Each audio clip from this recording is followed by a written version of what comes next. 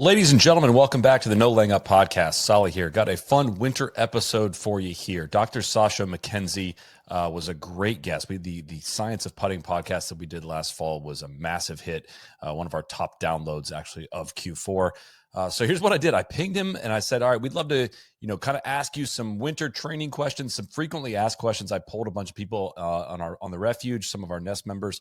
What would you want to ask Dr. Sasho MacKenzie? And I worked a bunch of those questions into it on drills that can be doing, a bunch of different things on how you can get better in the winter, how some technology factors in, and the science of a lot of different things in golf. This was originally planned to be about a 20 to 30 minute hit that we were going to tack onto a Sunday pod.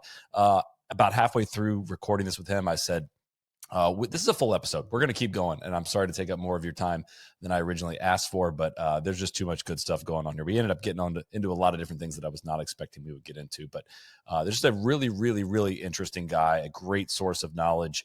And I hope we can continue to have him back regularly on the podcast because he's got a lot of things to say about the game of golf. And I learned something every single time I talk to him. So as mentioned, we're going to talk a little bit about how to get better at the game of golf, some things that might help you in there on the equipment front. One of those things is going to be the golf ball. Tour players say this all the time. It all starts with the golf ball. That's the one piece of equipment you use on every shot.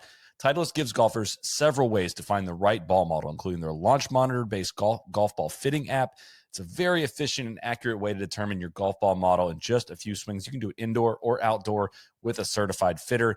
We also cannot overstate the importance of club fitting. If you're investing in new equipment, you want to get it right. There's so much to dial in.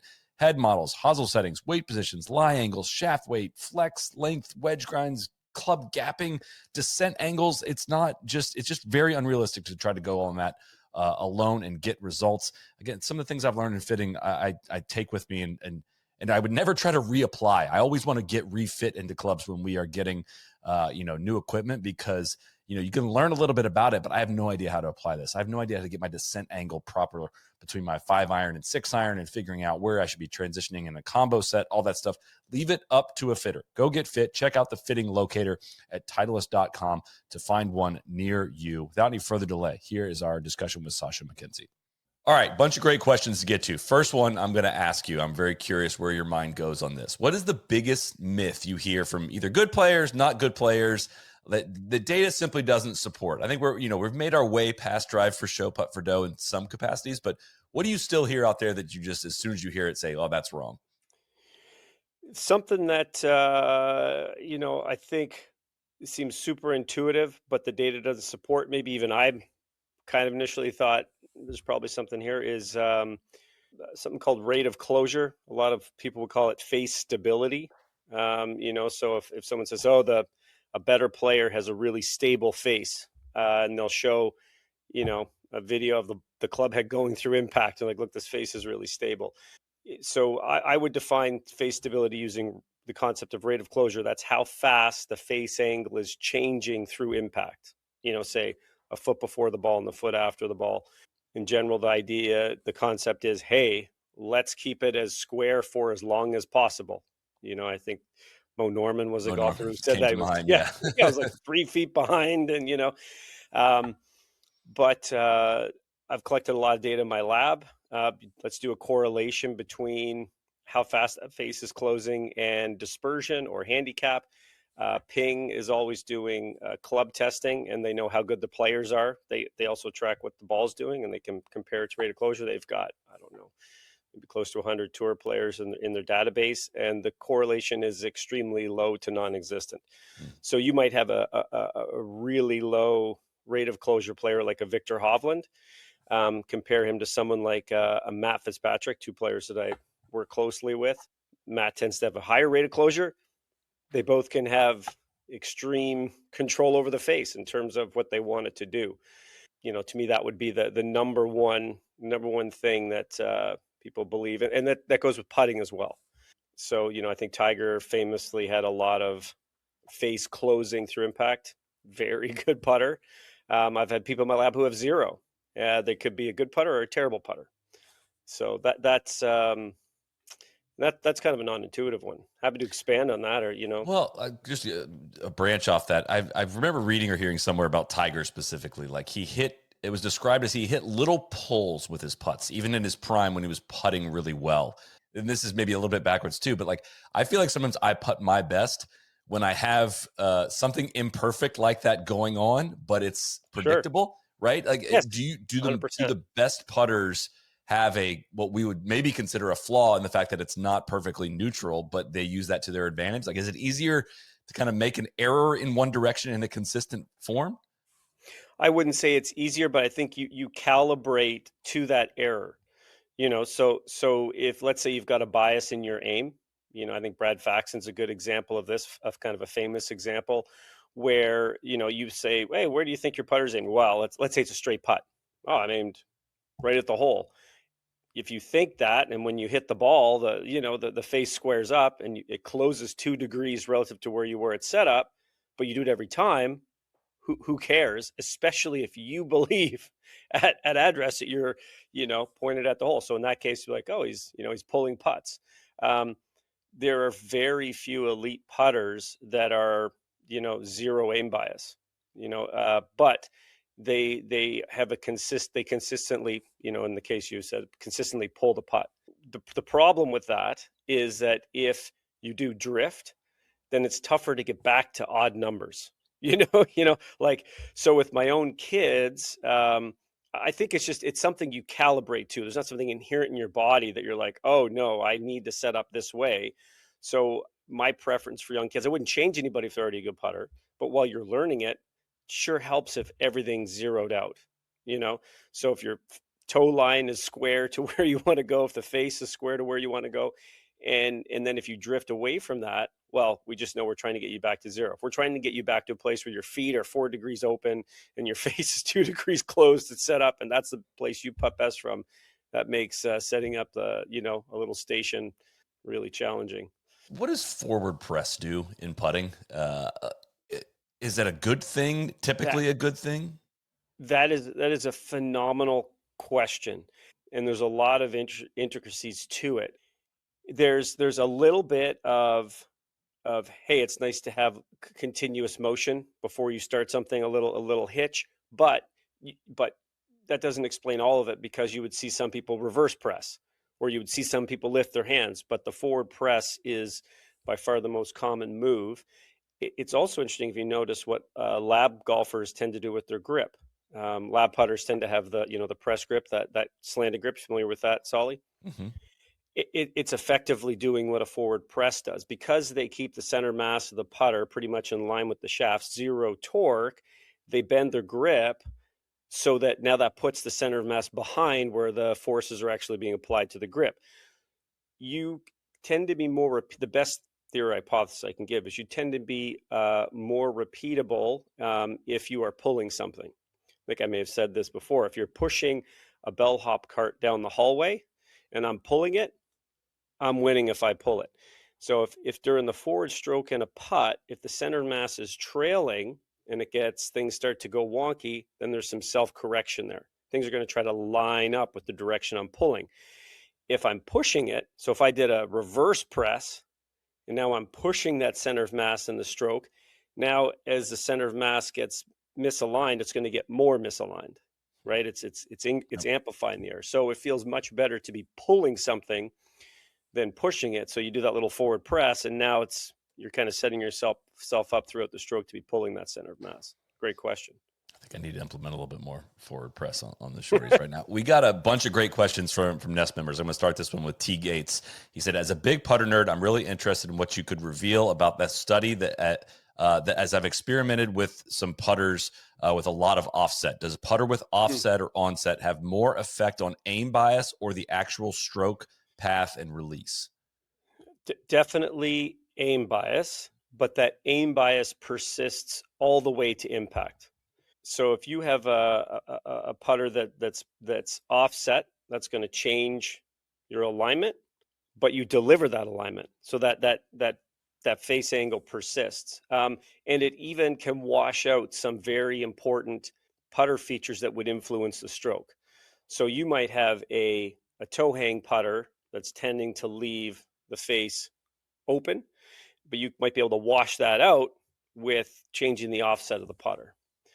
So even if you have putters that have different moment of inertias, different things going on that should influence the stroke, that aim bias is a tough one to get over due to the offset. The offset doesn't do very much at all to what you're doing with stroke. And I've actually seen in my lab when I would do the 3 different offsets with putters, people change their setup. So it's not just like at the hands. People actually set up to the ball, their head's in a different position, their body's in a different position relative to the ball. It's pretty wild.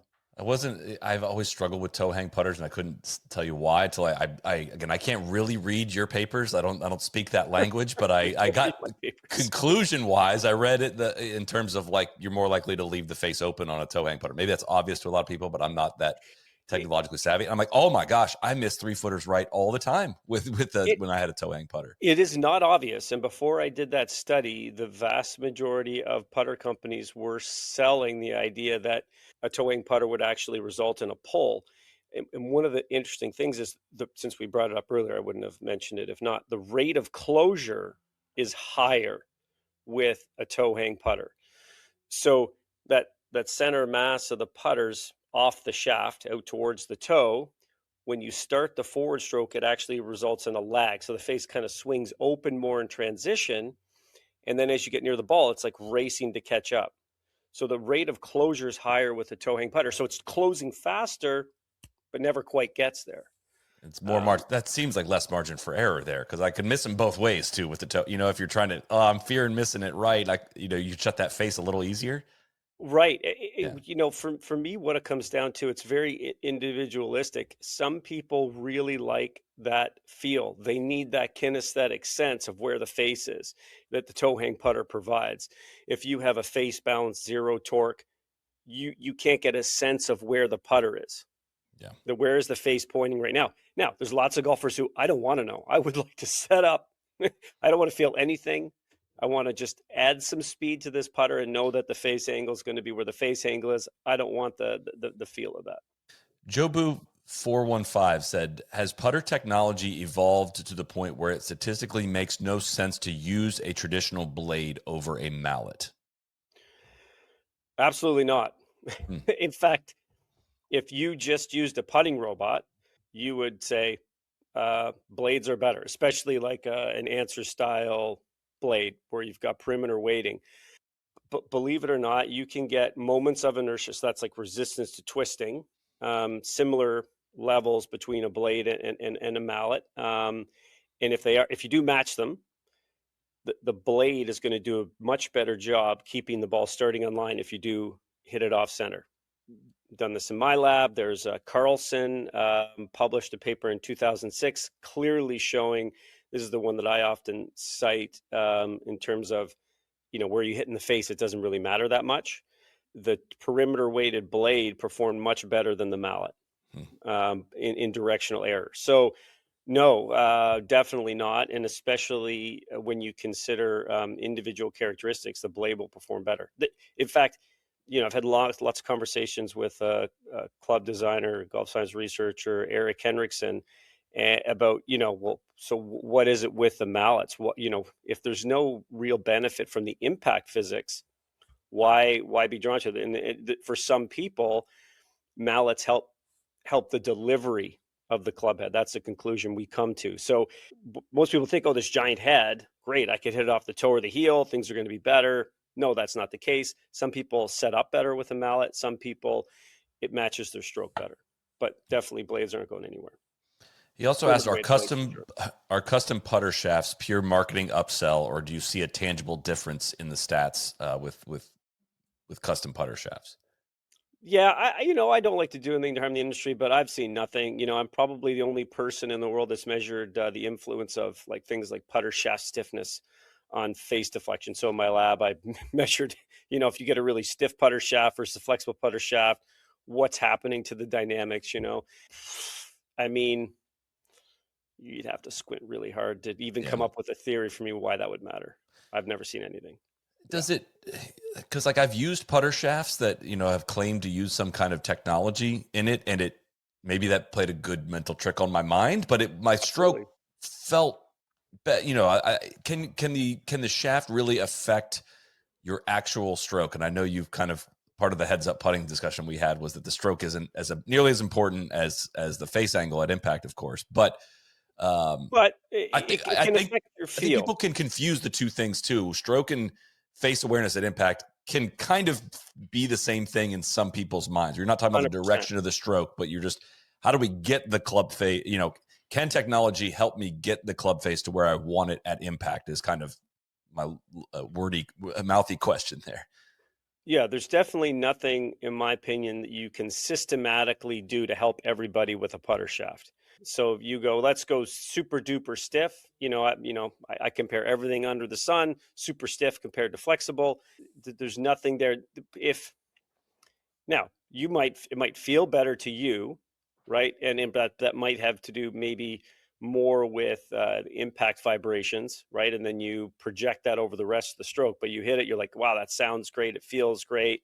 Hey, you're probably going to putt better with it. That's probably where I would put my money if there was ever a distance. If you came into the lab, Soly, and I was like, wow, you Yeah. putt better with this putter with this particular shaft. That's where I would go. I did run once. This is if you have 39 seconds. There was a fascinating study that I did run comparing shaft stiffness.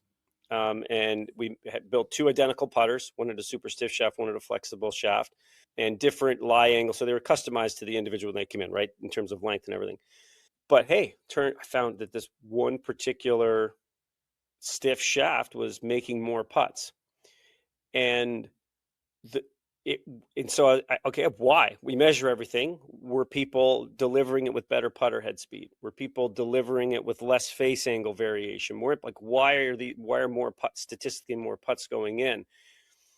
And it came down to most people, if they were hitting this 11-foot putt that I was testing, were not hitting at the optimal speed. They were hitting general putts too slow. The average person that came in here was kind of trying to diet in the hole. Okay. Um, and therefore, if anything affected the ball speed at the hole to an extent that it slowed the ball down, less putts went in. So if you're dying everything in, and I gave you a putter that tended to have the ball going slower at the hole, you make less putts. Even though when you're trying to do a putter test and you think these two heads, everything is identical about these putters except the shaft, there was a 0.75 difference in loft. And I could only figure that out after the fact. I had to set up with lasers. I was like, what's going on? Balls are launching at the same speed. There's a little more backspin and the ball's going slower at the hole. So it's just launching a little bit higher. And then because everybody was on the edge of the optimal speed, they were putting too slow, less putts went in. It had nothing to do with shaft stiffness. The putter had a bit too much loft. So it also goes to the fact that if you're trying to answer these questions that are really kind of fine line, very small knobs, it does require some very detailed and precise experimental setups with lots of data. For those if you can't tell, for those that are listening, these aren't gut feels he's giving you. This is all of his opinions on things are based on a lot of very measured stuff. But kind of transitioning kind of a little bit from this into how can people get better with this information? There was a question from TF Palace. He said, on your last pod, you talked about face angle being critical in putting. Grinding in the home office this winter, what are the most effective ways to assess, train, and improve the consistency of a square face angle with the putter? How do people actually get better at squaring up the putter? Yeah, I would say a lot of that is, if you look at the super elite level, it's genetic, even though it doesn't seem like something like fast twitch fibers. And, it's like darts, it's like, wow, anybody can throw a dart, the board's right there. But if you, throwing triple 20s is not easy. You can practice out there. So a lot of it is inherent ability, but you can certainly practice it. And, what would you do practice? I think there was, something you could do at home. Is that what the question was? Or what could you do if you're grinding? So I'm a big fan of having a setup that can give you very clear feedback. So I like if you've got a baseboard with some thumbtacks or maybe a couple extra balls, you go away 3 feet. And if you can have the ball hit the baseboard, bounce back without being deflected away. So, you could either set up a couple of tacks, a couple extra golf balls. Can you hit it between those golf balls and have it bounce back? the biggest influence about whether that ball started on the line, especially over 3 feet, is your face angle.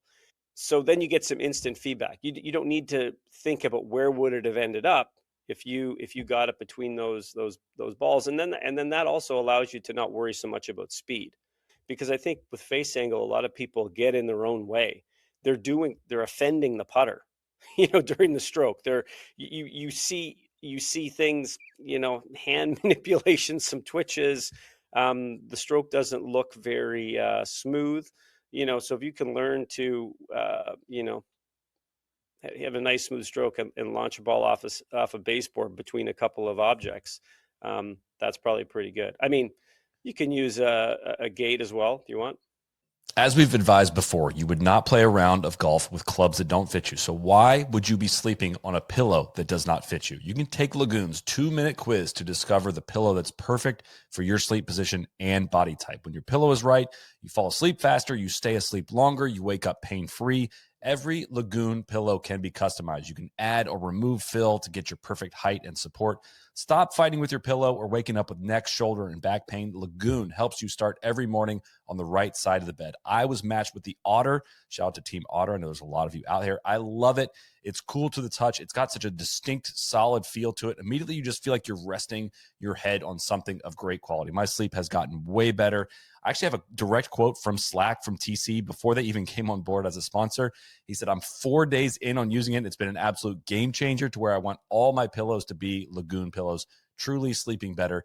I've been a part of a lot of these conversations with TC on the back end. He does not say that about every product we endorse. This is what was a true decider, and getting Lagoon on board was getting TC that convinced. He's not easy to convince. So waking up for my morning routine has never felt better. I'm refreshed. I'm pain-free thanks to my Lagoon pillow. Go to lagoonsleep.com/NLU. Take the 2-minute sleep quiz to find your match. Use code NLU15 for 15% off your first purchase. Again, lagoonsleep.com/NLU. Code NLU, 15% off your first purchase. Back to the pod. I think two people can tend to psych themselves out in some way by if you have a 10-foot putt, 8-foot putt, whatever it might be, like aim. You can still combining what you said and working back, taking that drill and taking that into when you go to that putt. It's a lot easier for your mind to process. I can hit this mark that's 8 inches in front of my ball, like pretty easily, right? I can hit that part. Yeah.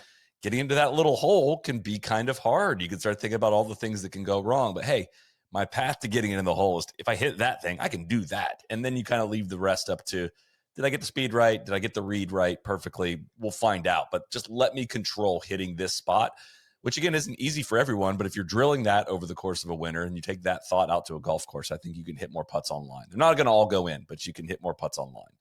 Yeah, I love that. That is an excellent philosophy. I think that people getting the wrong way mentally is probably more of the issue with starting it online than anything else. And that's one of the most common things amongst the really good putters is they're very good at accepting the result. They realize that there's a high probability it doesn't go in just based on their green reading errors, irregularities in the green, and they're okay to walk away saying I hit a good putt. And no problem. That's a super skill to have. Yeah. This is admittedly a bad question, and it comes from me because I'm not sure how to ask this one. But the question, and I'll work back from it. But it's just basically like, where does consistency come from, right? Because I've played with a lot of golfers around the Jacksonville area that have incredible talent, and they have no status anywhere. Like I've seen them hit all of the shots, but they do not do it consistently enough. And if you ask me, like, what's the difference in, I'm going to say Russell Henley versus some of the guys I play with, and I would say in raw skills, it's Yeah. not very different. But Russell does it so unbelievably consistently. And I don't think the answer to this question is like just bang a bunch of balls and practice a ton, right? I think there is something kind of inherent in this, but like where, and I'm not trying to determine this at the pro level, but every golfer listening to this wants to be more consistent. And usually, I would say usually that answer is not just going to come from just a bunch of extra practice. I mean, targeted practice is probably going to help that, but where and how does consistency actually come from a scientific standpoint? Yeah, I think that in this case, it's probably mostly mental. And the examples you were given, I think that it's that's what I see time and time again is the they can hit the shot, but they can't hit it over and over again. Something happens within their state of mind that gets in the way. And we're targeting, trying to get at the essence of what you're asking. There's a little bit of strategy in reading everything that's going on in the course, but I don't think that's what you're getting at. You're talking about, you're in the middle of the fairway, you got 150 yards. I see lots of, Corn Ferry players, mini tour players that can go through a practice session in my lab, or if I set up a little combine, all their numbers look fantastic. But then there's a bigger difference between what they're doing in the lab and what they're doing on the course. And there are a lot of players who, to be honest, are more impressive at ball striking in my lab than some of the tour players, but can't get it done on the course. And I see it both in terms of, I think the mental breakdown can be also resulting in bad decisions, bad club choices. I can give one example of, it's very clear to me, someone comes in my lab and they should be hitting their 9-iron 175 yards. It's a nice full aggressive swing. They've got, 123 miles per hour ball speed. We get out in the course. Hey, this is a 9-iron. We've got a pin over a bunker. It's very accessible for them, how high they launch it. And they go, I think I'll just, cut a little 8 in there. I'm like, where? That's not. Now you're coming down to my level. Right. I wish I could hit. So that's an example of something that Rory wouldn't do. Like Rory's not, at Augusta number 15. He's not thinking, gee, I have to hit an amazing 7-iron. I should probably try to do this with my 5. No, his superpower comes out, and he's like, I can sling a 7-iron 230 yards in the air around this tree, and that's a separating factor. Interestingly, I would say that a lot of I wish I would have watched this, and I apologize. I know Rory commented on his shot on 13, his third shot into the green. To me, that was an example of what happens more often that separates out the people who can consistently do it. That would be an example of the Right. negative, right? Rory, you'd say, okay, if you gave him, dropped a bucket of balls for that shot, he would hit, they'd be launching at 25 degrees, checking into the slope and trickling back down. He'd have a look at a birdie and guaranteed par. Something happened in his state of mind in that execution. I think I just read the headline. He was thinking about a wedge shot at the U.S. Open or something, right? It was on a little bit of an upslope, he said, which would tend to make the ball go a little left with wedge. And he thought it was thinking about a wedge that, or I think he said that he was thinking about that wedge after he hit it. He was thinking about the mistake he made at the U.S. Open and said, "Oh no, I've done it again." But right, but it clearly had he was thinking defensively from the tee was also something he commented on. I forget the name of the podcast. It's a soccer podcast he was on, but he took 3-wood off the tee and played as a 3-shotter, like he was consciously working. So, because I'm curious there too, because you're especially on the scientific end, and we've covered on this podcast. I'm familiar with Lynn and Pia, Lynn Nelson and Pia. oh yeah, They be a player was the book that got through to me, which was just like right brain. All your good golf's going to come from your right brain. It's not going to be thinking of all the technical shots. So what can you tell us? You're more on the scientific end though, about what the mental defects that some of these players have that is filtering down. How does that actually affect what your body is executing on the golf course? Massively. Well, and I still consider this science, and this is probably Yeah. where I put most of my effort. Haven't published anything, but I'm about golf performance. So you start to go, okay, this is the exact conversation we're having. You see what actually matters when you're trying to get over that final hump. It is science, and it's about trying to translate some of the more artistic things that P and Lynn are talking about. Well, what is it about the think box versus the play box? When I read that, I heard system 1, system 2. If you're familiar with thinking fast and slow, and that is science. There's a I think we know it's there, and then the next step is doing the experiments to figure out how do you improve it, right? Just like you do science to figure out how to improve speed. Okay, yeah, and it was a jumble of a lot of stuff, for a long time. But if you do the systematic experiments and you can figure out, it is much tougher with the mental game because the variables aren't as quantifiable. Right. The only person who really knows if they've, and I'll use the word choke, is the athlete. So someone gets up there, like if you look at, since we were talking about the Masters, what comes to my mind is when Tiger won last, and I don't know, it was like four of the top 10 players in the world all hit it in the water in 12. You're like, but my thought went to which of those players choked, and only they knew.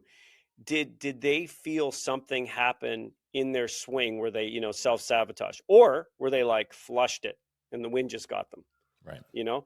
And maybe they could look back in hindsight and say maybe they choked in terms of strategy, which is still choking. Like you've made an error, could be in your swing and your decision making based on a poor mental state. It's a bit of two parts. It's one, I want to go down a rabbit hole here, Soly, but I think it's important to delineate this with the mental side of it. There's two different things you can work on. You can work on your ability to feel confident and better, and not have that influence your physiology. That's very real, and that's a great state we can put ourselves in, where you get over the shot, even though it's a pressure situation. And it's all relative to people. I know you haven't played in the U.S. Open, but I also know you've played in some situations that should create very intense pressure on your Yep. game. Can you create can you work on and train so that when you get into that situation, you actually feel confident? The same way you feel confident when you're having a chipping contest with your buddies for a round of beers, and you're like, yeah, I know I'm going to execute this, right? But then there's also separately, I'm nervous now, right? I maybe did my best to not feel nervous, but can you execute a swing when your heart rate is at 140, when your body feels discombobulated, when you're like, there's no way I can square this face? Can you still execute? So there's two sides of it that can both be trained, and science is the answer to getting there. It's tougher because the variables are a little more obscure. They're tougher to measure. There's not like, oh, your mental confidence in that situation was 19.4. Right. I can measure your face angle. I can't measure that. This podcast is also brought to you by our friends at Whoop. We all know the new Whoop is here. That's Whoop 5.0. Tons of new features, including a 14-day battery life.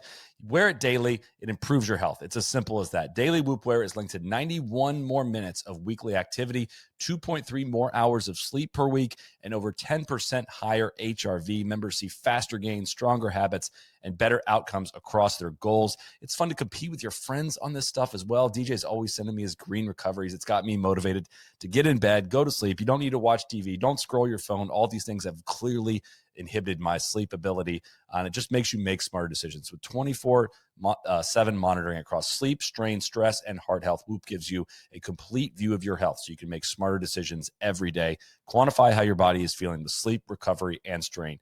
Head to join.whoop.com/NLU to get started with Whoop on a free 1-month trial that includes the hardware and a completely unlocked app experience. If you don't love it, you can send it back, no questions asked. If you already have a Whoop, join our Whoop group with code COMM-NLU. Again, COMM-NLU. Thanks to Whoop. Back to the pod. Well, it's Very not well. magic either, right? I can do all the right mental things and go out to the golf course having, not touched the club in, I think, 12 days as we're sitting here. And it doesn't mean it's going to go great, right? But I think there is No. something to, like, when you've got the technical stuff down, whatever that might be on your own swing, you got it down, and then you're able to get into a mental mindset of how you get the most out of that is where I've seen the biggest effects, right? But then sometimes, you can't, you're trying to drag yourself out of it, and you're like, well, fundamentally right now, I'm just not where I need to be. My body's not where I need to be. I can't, this magic mental good thinking isn't going to pull me straight up out of that, is kind of the conclusion I've reached on that stuff. But And so it's not a massive knob in the grand scheme of golfing skill. I think Bernard Longer nailed it. He's like, because someone asked him a question once about the mental side of things, and it's like, you could take any tour player, right? Anybody who's got enough skill at golf. I don't care how mentally strong a beginner is. David Goggins, just to pick a name. If he goes out to play, he's not beating me at golf. The guy's probably a little bit more mental tough. For some Buddhist monk, it's like, yeah, I don't care how good you are. You're not yeah, beating me at golf. But once the skill levels get close, once you see all these flushers on the range, good luck walking down the range at a tour event and thinking, which of these guys is going to win. In fact, this is some praise to Matt Kuchar. but he, yeah, he hits the ball pretty good, but you're like, how's this guy He gonna make always comes to a mind for me. That's the gazillion example dollars? I always You use. How know? does he keep beating people? Still doing it. Like, how does he keep beating people, Yeah, man? It's he almost it's sticks out the amazing. most as not being one of the flushers on the Yeah, range. But exactly. yeah, I'm keeping you longer than I said I would, but I'm very curious your answer on this one. Pethor, I don't know how to say his name from the nest, but he says, knowing what you know about the golf swing and gaining speed, how would you effectively roll back the distance of tour pros? I'm very curious here. Yeah. Okay. Well, uh, He someone he could convince me that there's not a problem, right? I'm okay with that. That, hey, let's, in a certain level, St. Andrews was obsolete from how it was supposed to be played for, maybe the last 80, 90 years. And I still really enjoy watching. When Tiger won, it was obsolete. I still really enjoyed watching that tournament. I would get concerned. This is one thought that I'll finish really quickly. I would get concerned if everybody was shooting 50. And now the course has become so easy that we can't differentiate between the good players and the bad players, and it just comes down to kind of a toss of the dice. Everything, it's just way too easy. We're not there yet, but that's fine. I understand. Let's say we do want to preserve some courses, or we do want to say that people aren't hitting the golf ball for, let's roll that back a little bit. Let's prevent that. One little caveat that I'll add in before I get to my answer is that most of the solutions, people think, okay, I want to get back to shot shaping. I like watching that player hit the one iron into the wind and, curve it around the corner. And so do I. I think that's really important. Slowing down the ball, it will actually, I believe, remove that, unfortunately. If you want to see shot shaping, you'd go for, a really hot ball. And then, so, okay, here's the problem that the USG and the RNA have run into is that they've made some false assumptions. I do not believe slowing down the ball, the amount they've chosen, will have any great effect. They look at the variables that are going into it. They look at club head speed kind of slowly increasing, and they're like, you know what? That is the limiting factor. So probably we'll get to like 120, 125 club head speed. That's the capabilities of what golfers are doing. And then let's base our knowledge around that. The belief, whether they've come to that realization, is that that's the limiting factor For those and that are how far the listening, ball is going. the change the testing parameters specifically to how you're describing it. It was, I forget what, 120 or so. Now it's moving up to 125 or so. And the ball can't exceed a certain distance at that speed. So they changed the club head speed. Now just the ball's not allowed to go farther than a certain distance. So I don't have the numbers right in front of me. Just now we're testing it at a higher speed. Yes. That's right. The fundamental flaw there is that they believe that that's getting to the limit of the capability of what people are doing, and then that's what's limiting right now the distance. No, 125 isn't fast in terms of elite sport, right? There's people out there who can swing a driver at 165 miles an hour at 46 inches. That's a big, that's a big difference. We can compare to other sports. You wouldn't find anybody playing pickup ball if you're going to play a men's league baseball that's throwing a 98 mile an hour fastball, right? There's no one around doing that, right? But there are plenty of guys you go out and play with who aren't in the tour or, just a scratch handicap who are swinging at 125. Yeah. So what they need to realize is what's currently limiting. Why isn't club head speed at 130? Why is the average right now at 116, 117? It's because of course setups, and players are getting better at optimizing strokes gained. You can look at holes. There's more variability in average club head speed off the tee if you go from hole to hole. Like if you look at the shot link data and you go, well, gee, why is the average club head speed off this tee 114 miles an hour and off this tee 122 miles per hour? Yeah. It's mostly course setup trying to optimize strokes gained. So if you take, let's pick 18 at TPC, okay, TPC Sawgrass, they're going to play the players, and you go, okay, why are certain people choosing, like Xander Schauffele's choosing to hit, a hybrid where Brian Harman's hitting a driver, right? There's a certain spot where they can land it based on the dispersion where they're going to optimize strokes gained. If you slow the ball down, then Xander Schauffele is still going to hit instead of hitting a hybrid, he's going to hit his driver to that spot. That's where he's going to maximize his strokes gained. Brian Harman can't do that with his driver, so he's not going to be at the Players Championship. So I think you will see, if you slow the ball down that little bit that they're slowing it down, you will see a lot of players overnight instantly jack up their clubhead speed to start getting the ball to go back to that distance. Tony Finau's out there dinking it around 120 miles an hour. He can swing at 135. Right. It would be phenomenal for him if the ball was slowed down. And then you've got there's dozens of Michael Brennans just hoping to get that little bit more of an edge, where he's like, please slow the ball down, so this means that I can hit driver everywhere now. And so I think if you do decide that that the ball's going too far, you'd have to slow it down a crazy amount. You'd have to move the test to 135. It's very conceivable for me to think that there are 200 elite golfers out there who can swing the driver at 130 plus. And what we don't want to do is slow the ball down to a point where now we're just self-selecting for guys who can absolutely rip the cover off it. If you slowed the ball down to a squash ball and you went out and played a 450-yard par 4, people be, with the same width of fairways, then you'd see guys swing at 140 to get the ball down there.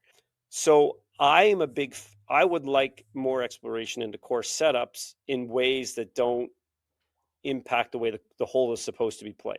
As an example, the next time you're out playing golf, you'll see the odd hole that has like a 20-foot maple, maybe 10 yards off the tee box, right? If you're going out this way, just over here, there's a 20-foot maple tree. Maybe it's a pine tree. It's not even in view.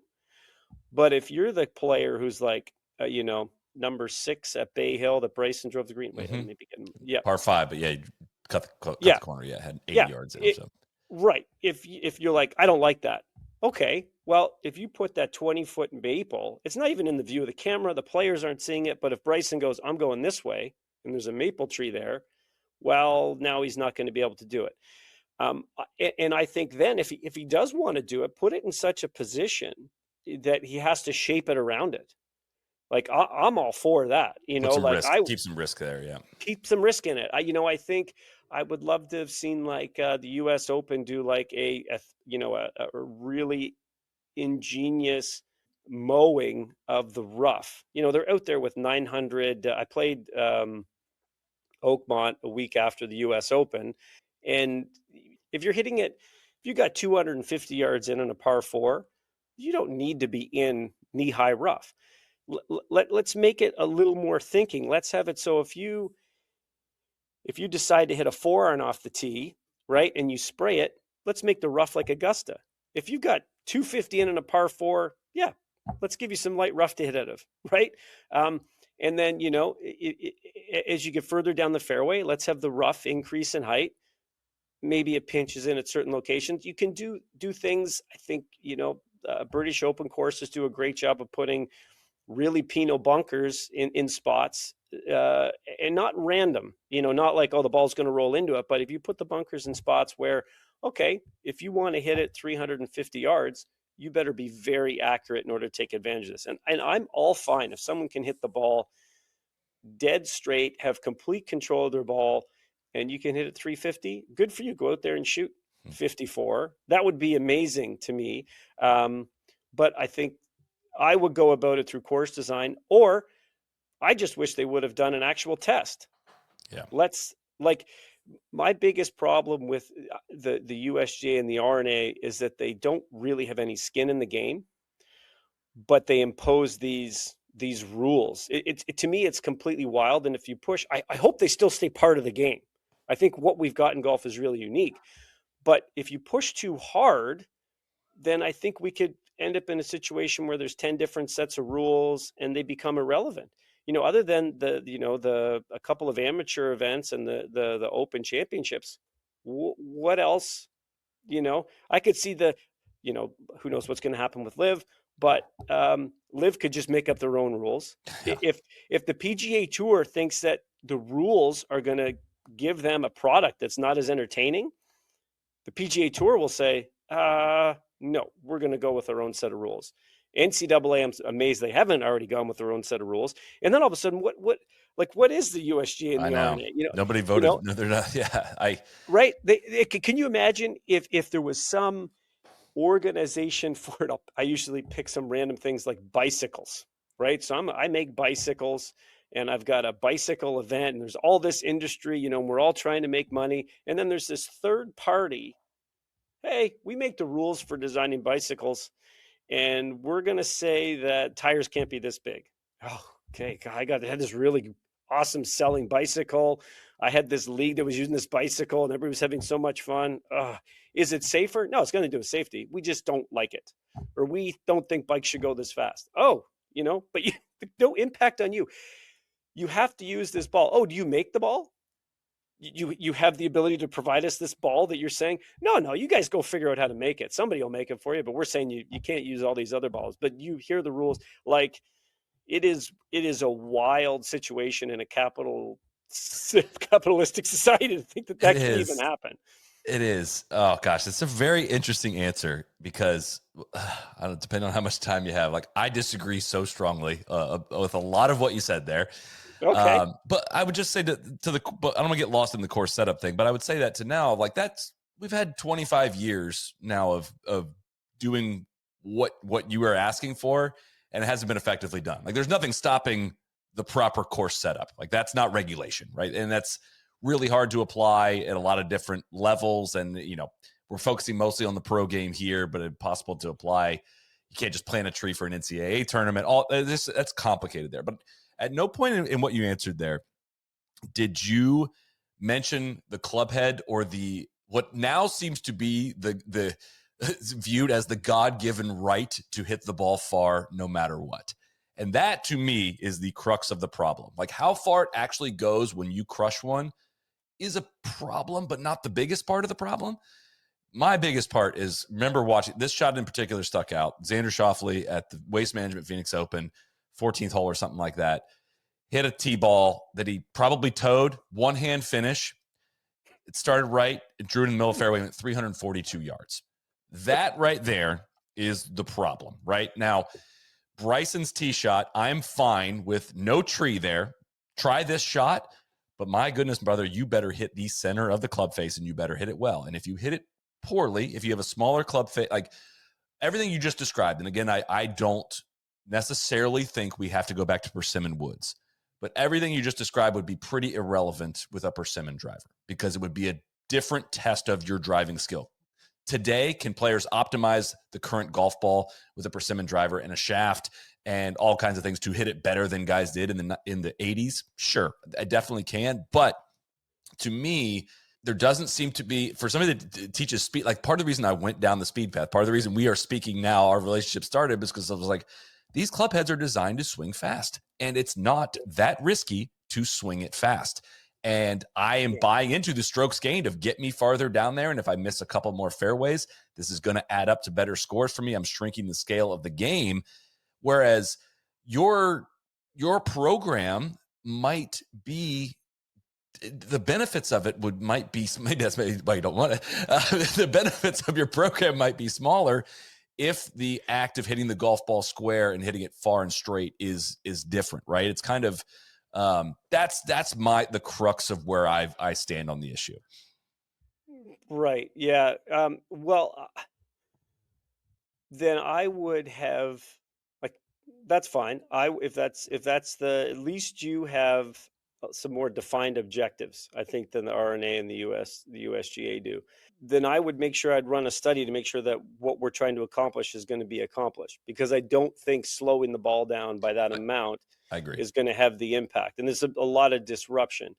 All you'd have to do is, get some of those balls, and you could probably find some existing balls that are conforming. I know they're out there, and say, okay, we're gonna go to a Corn Ferry Tour event, send the guys a whole bunch of balls, or set up an event, actually do an experiment, and say, you guys have a week to practice with these balls, and let's go see what they do. And I bet you'd find out that, that extra, yards they're losing, they just get back by swinging harder, and it would still With the current net club out. heads, that's my point, right? Like we haven't solved the problem. Like yeah, I never thought of it from what you said earlier of the longest drivers aren't even using that skill to the fullest of their ability because they are compressed at certain times and they don't need the full power of their driver on a lot of holes.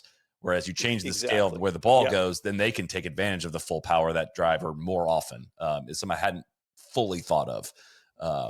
Almost making the problem worse with a ton of disruption is where I'm kind of like on this current rollback. I'm like, I just don't think we're solving the right problem here. Yeah, I think you'd have to make the test at 140. You'd have to go to a really slow ball. So are you okay for bifurcating the rules, or are you more like, let's have one set of rules? You're kind of, yeah, I could see it going either way. I am.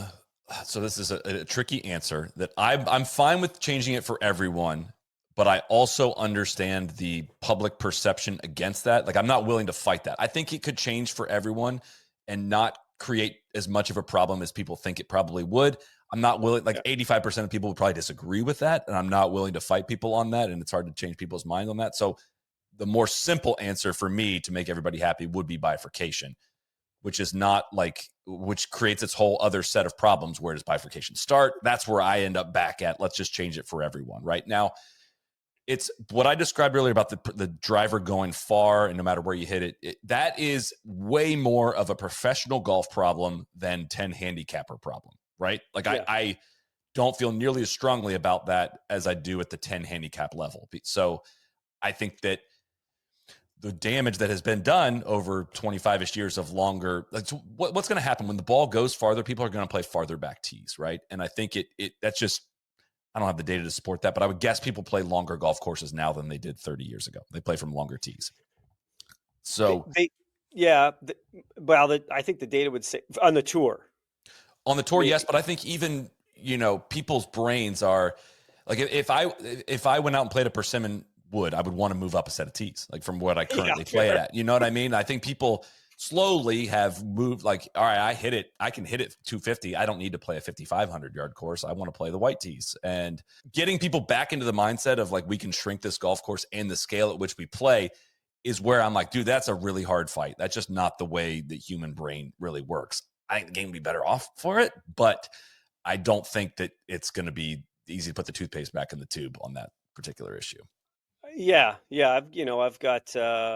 I would agree with you. I look at the course that I play that is very short. There's a bunker that's you need to hit a 220 to carry it off the tee, and I bet you 80% of the golfers in my club can't carry it. We've got another back set of tees. No one. I think the course is 6,300 and maybe 6,700 from the back. Those back tees at 6,700 haven't seen a tee stuck in them since the last time we hosted like our equivalent state amateur, 30 years ago or something. Yeah. And I mean, I result go to bifurcation's probably the answer. I'm not thrilled with it, but if folks decide that, yeah, the tour is hitting it, or the lead players hitting it too far, that's probably the way to go. I look at the rise of pickleball as a reason for not making the sport more challenging, even if it's a little bit. So why is tennis tanking relative to pickleball? Tennis is tough to play. So to me, I think, it's like, is it going to be that much tougher if we slow down the ball? No, but it's a knob that I'd rather not turn. Um, for I and can't make, if I can interrupt you there, I can't yeah, make my case make economic sense at a grand scale. But that's the hard part is like, I can't be like, yeah, if you do this, you're going to make more money pro golf. That's where I butt up against yeah, that's where, I don't go to the players and I don't hear a bunch of people being like, man, the ball just goes too far. This is yeah, boring. It's just not how 80+% of people view the game. And I get that. But if you look at the rules of golf and you look at the USGA description of golf being a variety, it's supposed to be a variety of test of skills. I'm paraphrasing that. And that's what they're using as their explanation for that things have gotten out of balance with the driver. Through that lens, things should obviously change. It's just, again, we're in this new world that like undoing it is really unappealing to a lot of people. And I get that. I think for me the biggest issue is let's let's study it, let's run the experiments. And I think you could do it in a way that would actually increase exposure and increase, interest. If you actually said, okay, we're going to have a tournament where we're going to use this new ball. We're going to, give players a new ball that conforms, and it doesn't have to. Not everybody has to have the exact same ball. That would be an interesting tournament because golf's all about customization. You don't tell everybody you all have to play this exact driver. That's very much not in the spirit of the game. But you have to play a ball that's conforming. Here's a list of balls, or here's some ball options. I think I would definitely watch that tournament. If you give Yeah. everybody a few dozen golf balls to go and try. But to me, it's such a big change not to properly experiment and vet out. You know, Which could have been avoided if this was studied and vetted out back in the 90s when all this stuff, when the big technology changes happened, both with the two-piece golf ball and the titanium 460cc drivers. Like that, to your point, that wasn't done effectively in that time frame, because that would have shown, oh my gosh, we are going to be limiting the golf courses we can go to. Scores are going to go down. We're going to have to lengthen a lot of golf courses that we do want to go to. The footprint of the game is going to get blah, blah, blah. It's going to be, I think it would have shown that. Now we're just in that world, and undoing that is damaging, I think. So I think if we're going your route, then what I'm hearing you say is let's not necessarily slow down the ball or slow down the club, but let's make it more penal so that Xander can't hit that shot, because it is going to be very challenging. I don't know if you've seen the super duper mini driver that they have the player out there hitting. It's like, I don't know, it looks like smaller than a golf ball. yes, the European Right. Tour did a video on that. Yeah. Yeah. That's not quite what I'm arguing for, but it's in the spirit. Right. It's in the spirit of it, Yeah. where it's like, hey, that takes some challenge to hit. Yeah, I would just like to see some studies, some research into is that, let's make sure what we're implementing is going to have the desired outcome. Because I think the inversion happened when it became, wow, the safest thing for me to do here is hit driver and hit it past at minimum, hit it past all this trouble, because even if I miss hit it, I'm not going to hit it less than 285. Was when there's probably some myth in some of the previous thinking, but the previous thinking would have been like, I need 3-wood here to make sure I, keep it between this, and I don't want to risk getting into this. And now it's like, I don't want to risk being short enough to be in that. Let's just hit it past everything. But it's incredibly complicated. I knew I should have known that was going to take a while to work through. But right. I was just very, I guess, yeah. Even to your point, I don't know if taking the test all the way up to 140 doesn't make things worse. Also, I think it'll solve the problem of that courses won't be overpowered, but it's not going to have the desired effect of more shot shaping. You're just then all you'll see out there are Michael Brennans and everybody who's embracing DeChambeau's, that can swing it at 140. Right? I think the shot shaping thing is a little bit of a fairy tale of people wanting for that, because that was the 3-piece ball I think that we're picturing, and it spun a lot more. And part of the artistry was taking spin off that ball, and that's not coming back with this, as you mentioned, this rule change. And I don't think that's a real. It's just, yeah. It was the perfect mix of what could be accomplished in terms of ball speed and course setup, but we can't get back there. Right. If you could speed up a ball and have the courses be super long, then you would see tons of shot shaping. Like if guys didn't have to swing super hard to hit the ball 350, but they had to fit it around a dog leg, then you'd see some more shot. It's but we're not getting back there. Last thing I'll say on this for the standard golfer is I would say, look, when I go and play golf, I am in charge of what challenge I want to take on this day. I can go play the forward tees, I can play the back tees, right? If I play the forward tees and it is 180 for me to cover the fairway bunker and I hit it over it, I get zero satisfaction out of that, right? Like, that didn't set up a challenge for me to overcome there. Like, that's nothing. If I go play the back tees and it would take one of the best drives of the year for me to cover a certain bunker, and I got to navigate my way around it. Like that is what I've chosen to take on as a challenge, right? And I think you can do that with a hickory club if you want to. The little bit of hickory golf I've played, I'm like, oh, there's a bunker at 150. I better hit this. Great. And then your mind is just in a totally different spot. Like, yeah, I'm not like hunting for birdies now, but I'm still embracing the challenge that's in front of me. And for the majority of people, golf is hard enough. And I get that. That's a hurdle to clear. But like, that's where I think distance is relative. It's relative to your ability to hit it far is only matters compared to like people you're competing with. Like the number you actually hit it isn't that important. Like hitting it 30 past your buddy is great. But if that goes 300 or 270, it doesn't really matter what that actual number is. If it did, we'd play every event in Colorado professionally. If it mattered, they would play everyone in Colorado or Kapalua so it could go 400 yards. And I think we've just seen it doesn't matter how far that number actually goes. But anyways. My regular foursome is the three guys that I tend to play with a little older than me. Their club head speeds in the mid 90s now. They have more fun when they move up a set of tee boxes. Yeah. There's no question. I can see that they have no fun hitting 3-woods into par fours. And if the wind's in your face, they can't get to a par four. Yeah. That's not fun. Yeah. All right, back to some questions we got here. This is a stack related question here. Dead Man asked this, and also at Chris Solomon might be asking this question too. What is your advice for someone who has been stacking a while and has either plateaued or is only seeing minimal or incremental gains? Yeah, so you will continue to see incremental gains probably over the course of 5 years of stacking, and that's fine. But there's an asymptote, right, where you might only gain if you train your butt off and do all the perfect stack things in year 5. Gaining 1 mile per hour would be awesome. The bigger reality is you'll probably go 4 months without training, maybe 6 months, maybe you miss a year. I'm just going to set this up first, Soly. So you've got two curves throughout your lifetime. It goes up first from the age of like 0, starts peaking mid 20s, pretty flat, and then when you hit 30, it's going down. It hurts. It does hurt. And there are two curves. There's the one where if you did nothing your entire life, no training, no golfing, whatever, this is like the minimum. And then there's if Soly trained optimally for speed his whole life, he would be at this upper curve. And it's somewhere between, depending on your time of life, between 15 and 30 miles per hour, but difference. And all we're doing with stacking is bouncing, between those two curves.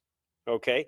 So if you picked it up in your 30s, and maybe you already trained a bunch in some other sports, that bottom curve's already shifted up a little bit. But after about 5 years, we're probably going to be like a steady training. Okay, there's not much to gain there, but keep training, because it's not like you hit that curve, that top curve, and stay there. Right. You start to drop back down. So I have lots of folks, we've got 70,000 users who are now in their mid to late 70s. That's when the curve gets real steep down. And they're like, I haven't, I saw good gains the first year, gained 6 miles per hour. I haven't gained anything. And I'm like, then you are winning. You are winning, because if you would have lost 3 miles per hour last year if you didn't train. So that's the reality. Now, if you are in your 30s or 40s and, there's a lot of potential there, then you have to go to mechanical changes. So if you've been stacking steady for a year, 2 years, 3 years, and you're swinging at 100 miles an hour, you're 35, odds are you've got more in the tank. Like I look at you, Soly, and I think, you could probably cruise at 125. I don't know where you're at right now, but I see there's some major, not major, some very low hanging fruit in your swing mechanically, right? Like I mentioned it's a very common one. If that lead heel doesn't plan until halfway down, that's just very poor sequencing. That's fine. It's 3 or 4 miles per hour, but you need those large scale mechanical changes to see big jumps. So probably all is not lost. Take a peruse through the learning library. Maybe a nice qualified PGA instructor can give you a hand, or spend 72 hours on YouTube going down rabbit holes and learning your game. No, just kidding.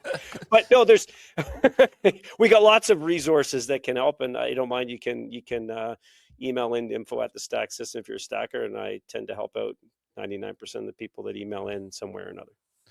There is, I got a fair amount of questions that I didn't get the exact, tie these back to Nest members here that asked this, but in different veins, questions about injuries related to the stack, right? And how I think if my testimonial on this has been when I was stacking the most and the most consistently was the best my achy, horrible back has felt. That was how I felt. Along the same vein, my back wasn't feeling great earlier this week, and I've been trying to power through some of these things. Went out and stacked, made it halfway through, and tweaked my back. Right. So, what is your? I'm sure you get this a lot in terms of questions about injury related stuff as it relates to the speed training in particular. What's your reaction to that? My reaction is it's warm up is super important. So some people have run, oh, I've got hand pain or this or that. I can go in and see if they've done certified my warm up. So 90% of the very small number of people that message in haven't done certify my warm up, and we can tell in the data that they're gradually warming up throughout the workout. That's a terrible idea, right? That we're doing max effort stuff. You need to be sweating, you need to be warmed up. Any sprinter would know, or anybody doing it. If you're like, oh, I'm just going to go out and if you took, a whole bunch of people said, let's sprint across the parking lot, you would see people going down with hamstring injuries all over the place. So if you don't warm up, you're asking for trouble. The other thought is about 30 to 40% of people playing golf are going to get injured this year. If you play golf, you're likely to get injured. And stacking is at a much, much lower percentage. So even if we look at all that, it's just a very small percentage of the folks. So if you are doing the stack warm up, which is awesome, that's probably why your back felt the best. Yes. If you did that 15-minute warm up every day, you would feel great, right? I mean, it would. I do that before rounds of golf now too. Like you get that sweat. I could read I could say your words back to you, especially for people with tight lower backs. I know you're talking right to me on that, on that line. I will default to, I will play better golf. My club head speed will be higher if I do that warm up and only hit 2 golf balls on the range just to feel the vibrations in my hands or make sure I'm not chunking it. Then if I do, what I used to do would be, I'll start out with my sand wedge, my lob wedge, hit a few, and then, oh yeah, I'm feeling good. But even by the time, if I did that for like 50 minutes, by the time I got to my driver, I'm like, I still don't feel as good as I do when I do the stack warm up. Yep. So those are the big things. You have to realize that, was it the stacking if you did happen to get injured? Was it your lack of warm up? Was there a lot of other things going on in golf? I work with, probably in the last 3 years, maybe 100 tour players, right? And I know 20 of them that have got injured, and one of them was maybe peripherally related to the stack. The other 19 were gym injuries, overuse from hitting balls, absolutely nothing to do with the stack. So at the tour level, I don't want to list specific people, but not like one of them was like, well, maybe the stack, maybe. The other 19 were like, it was definitely not the stack. So it's like, okay. And I know that's going on with regular folks as well. But luckily the injury rates are so low that it's fine. But it is a max effort. You have to be warmed up. You have to be ready to do it. And I think you would have told me if you were here when I did this on Thursday, like, hey, is your back hurting? Like, maybe don't go swing the club as hard as you can right now. And problem is, I've had times where I'm like, if I get going, then it feels better. And sure enough, I'm down for the count for a couple of days. Yeah, that would be the time to get down and do some more. It's okay to do some of the exercises twice. If my back's tight, okay, I got to do some of the leg swings, some of and it's okay to do supplemental stuff like with the stack warm. We don't have you on the ground. But we both know if you've got a balky back that there's probably some great back exercises you do when you're actually on the ground on a mat. This question was from ML Galizio. He says, do you have any recommendations for training aids or drills for a player to use at home to see if they are properly using the ground the right way when speed training? No. No, it's even, I would say 95% of the people that are using force plates now and actually have the data are probably not maybe using it to see if you're using it correctly. The odds that you'd be able to do that on your own are pretty low. But, I would say that if you are finishing on your back foot, so you make a golf swing and you're on your back foot, that's probably a good indication that you didn't use the ground correctly. under very rare circumstances, if you're able to look at the video where you did get all the way to your lead side, but you pushed so hard off your lead side, you end up kind of on your back foot, like some of the long drive guys, then okay, maybe you did. But for the average person out there stacking, if you're on your back foot after you finished your swing, then you probably weren't using the ground very effectively. I'm a big fan of, if you're really good at using the ground, you should get some airtime under your lead foot through impact. So if we're trying to make a max effort swing and you film yourself, you should see that lead foot kind of hop up and back a little bit. That's a good indication. So if you had, some indication of where your foot is on a line or next to a mat or something, and when you're holding your finish, you've realized that lead foot's jumped back a little bit. Take a look at some Matt Fitzpatrick swings recently. He's been doing a great job of that. Yeah, I really did. I mean, I took almost a year off of stacking just for life reasons, and I've started like just a few sessions back into it. I wasn't necessarily hitting it that much farther. My golf game snapped into place really darn quickly. I mean, just sweet getting those muscles working again. So, all right, I told you, I teased you that we were going to do this like 20 to 30 minutes, and we have gone almost 70. So I am going to let you go on this Sunday, and I believe we've justified enough to just break out its own episode. But really appreciate your time and insights as always. Every time I talk to you, I realized we could go down 85 different rabbit holes, and I definitely hope to do it again. So appreciate your time. Awesome. Thanks, Soly.